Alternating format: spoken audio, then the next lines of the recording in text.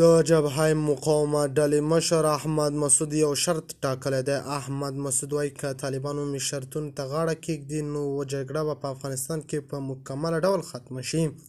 د جبهه مقاومت ډلې مشر احمد مسعود ویلي دي طالبانو ته مې شرط ایښودی باید پوره یې کړي. هغه وایي جنګ ته د ختمېدو لپاره مې شرط وټاکه. هیڅوک د ما نه نور تپوسونه او پوښتنې نه کوي. زه یو شرط لرم که پوره شو جنګ ته به د پای ټکی کېږدو. طالبانو تر دې مهاله هیڅ هم نه دي ویلي او نه یې پر دغه پیغام ځان پوه کړی دی. د خرابات ټي وي چینل درنو لیدونکو سلام، ستړي مه شئ، وخت مو بخیر. هیله لرم چې جوړ او روغ به یې. په سر کې یادونه کوم که خرابات ټي وي چینل مو نه وي سبسکرایب کړئ، په درنښت سره خرابات ټي وي چینل سبسکرایب کړئ.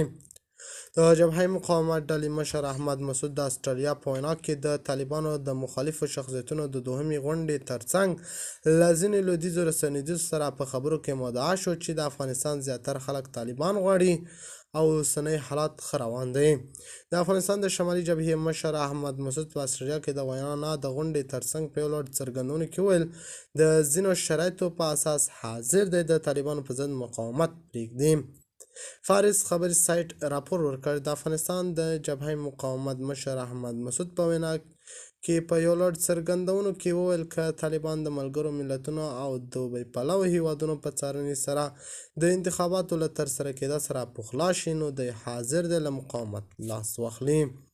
د جبهه مقاومت ډلې مشر ویلي طالبان باید انتخابات وکړي. اگر که طالبان هم کامیاب شي موږ به یې ومنو او په افغانستان کې به یو ټول شموله حکومت جوړ شي او جنګ ته به د پای ټکی کېږدول شي.